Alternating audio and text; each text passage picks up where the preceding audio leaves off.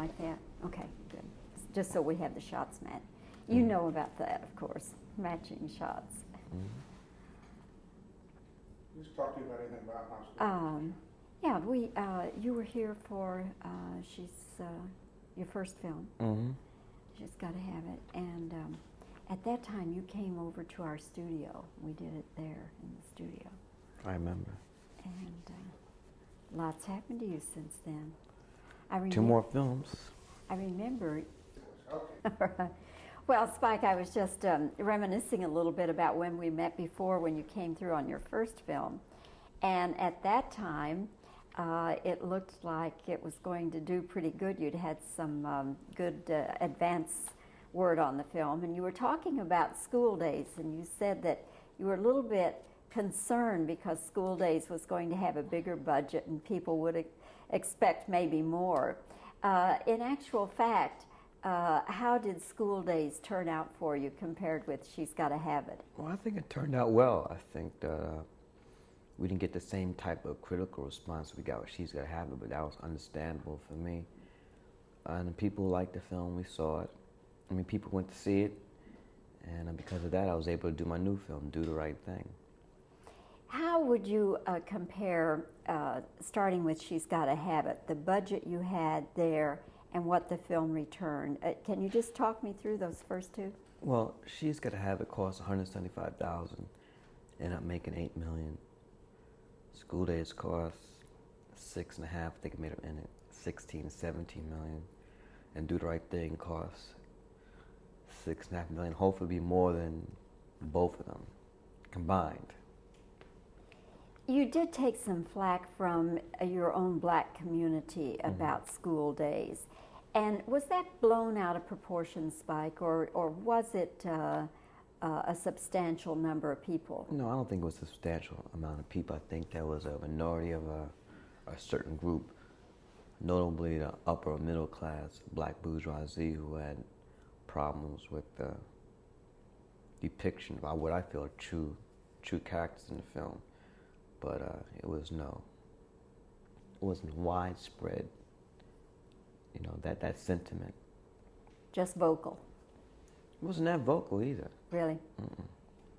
But I guess it was just enough that the media picked up on it and it got a lot of attention, which is generally what happens in those cases. Did you always have this picture in mind, Do the Right Thing? Was it always in the back of your mind someplace? No, not at all. This picture really just crystallized after the Howard Beach incident. That's what gave me the inspiration to do this film. So. And for people who may not know about that incident. Well, the Howard Beach incident, this happened in December of 1987 when 3 black men coming home from work, their car broke down in the neighborhood of Howard Beach, which was in Queens, New York. They walked around looking for a phone booth and they found this pizzeria. They went in there where they got jumped by a gang of white youths. They got chased out of there with bats and tree limbs, and one of the men, Michael Griffin, was chased upon a highway where he was hit by a car and got killed. So that gave me an inspiration to do this film. In this film, what do you really want everybody to understand about it? Blacks, whites, Asians, whatever. Well, this film to me is really about racism. It asks a basic question, are we going to live together? And I don't think people should come to this film expecting Spike Lee to give them the answer to racism. What we're trying to do with this film is really put the spotlight, put a focus back on racism. It's a problem I feel that's the #1 pressing problem today in the country, and that is something that hasn't gone away. And just because you could point to specific examples of black people who become successful in their field, that does not mean that racism is not alive today. It doesn't mean that this is truly a just and humane and equal place for everybody. Spike, do you see in your approach to filmmaking any counterparts with filmmakers of the past, be they American or European? That's a hard question.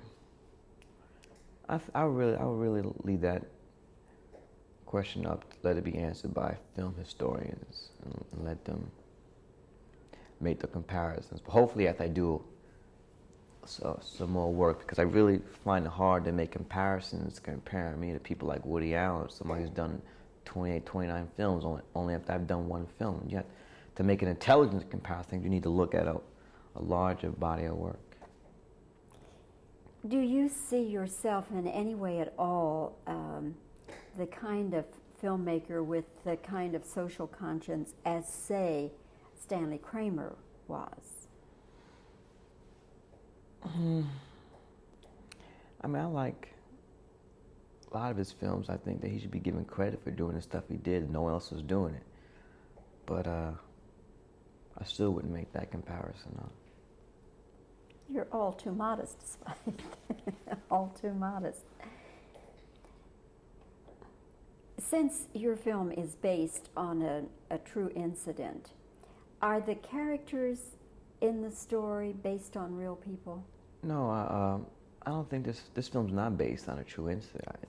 The Howard Beach incident gave me the inspiration to do this film, but this film, Do the Right Thing, is not a dramatization of the Howard Beach incident. We did keep 4 things from it: the pizzeria setting, the Italian-American black conflict, the death of a black male, and the baseball bat. But this is a totally fictional piece. For future films, do you ever see yourself doing something that wouldn't have any sort of social connotation to it, just some off-the-wall fun thing? Well, that was my first film. She's got to have it. You just described it. But it too, though, had an undercurrent, didn't it? Well, but it was very under. But to answer your question, no. I mean, I can see myself doing a film that's pure escapism. I mean, but that is not the type of film I'm only going to make. And even that type of film is not going to be mindless entertainment. I mean, what we try to do, even though this film is a serious subject matter, racist, I still feel it's a very funny film. When you sit in this theater and with the audience, they're laughing a lot up to a certain point till the climax of the film. So what we're trying to achieve here is a marriage of the two, where you can make thought-provoking films, but at the same time entertain. At the time you were making this film, did you know Universal would be distributing it? Yes, that's how we got the money to finance it. Did they at any time try to control the film or get you to change this or that or the other thing? No, not at all. They had no control over this film as far as the creative part of it was concerned. There are, any studio is going to make suggestions, and I'm not an idiot. I mean, I take suggestions from crew members, from the gaffers on the set. So if it works, I'll use it. If it doesn't, I won't. But they never tried any strong-arm tactics on me. They really couldn't, because I have a final cut in the film. Do you think if it had been a bigger budget picture that they would have exercised more creative control? They would have tried.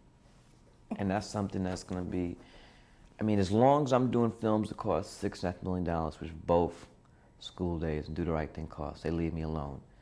But as I try to break out of that ghetto,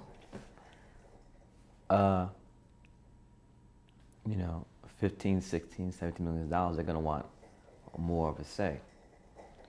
So then it comes down to what it always turns out to be, a fight. What is your next project? My next film is going to be entitled Love Supreme. It'll be starring Denzel Washington. And he'll play a jazz trumpet player. Based on any real person? No, it's all fiction. It'll be shot. It'll take place in contemporary New York. And then, of course, you're writer, director, producer. And a small role in it. Small role. Well, okay.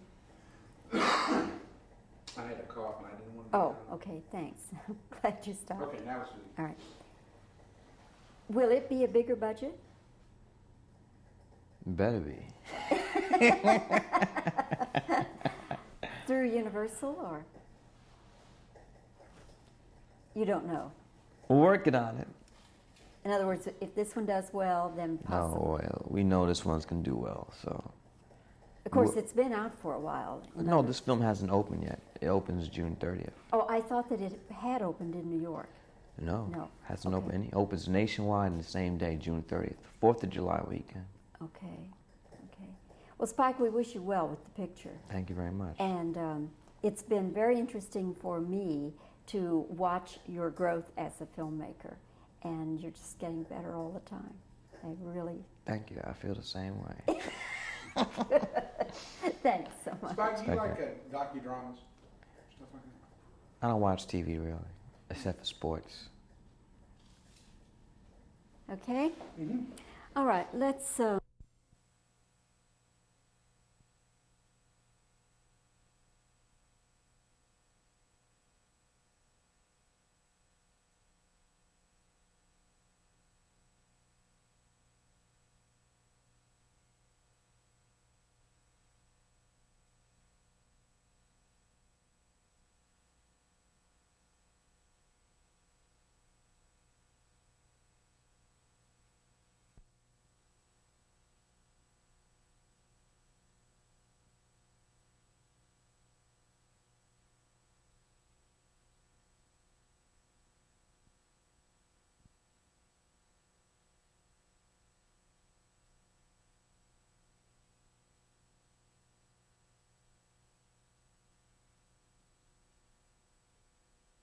Okay. level. Sounds good. Okay, go right Okay. ahead. Spike, how would you compare cost-wise and what the film's returned, starting with She's Gotta Have It? Well, She's Gotta Have It cost $175,000 and gross $8 million. Okay. Okay. Next. So you've never had a flop. That's more than most filmmakers can say. Okay. School Days took some flack from your own black community. What was that all about? Is that correct? You know, just have some head movement. That's all I need. Yeah, okay. Now let me go in and just get her. No, I still want stay with the two shots. Two shot? Yeah. Okay. Okay. From there we went to. Is this movie based on any true incident? Well, it's not really based on a true incident, but a true incident gave me inspiration. Okay. For people who may not know that incident, what was it all about? Howard Beach incident happened in December 1987. Okay. Okay. All right. You asking back. Universal. Yes. Universal Pictures is distributing this film. Did they have any control, any say-so about it? No whatsoever.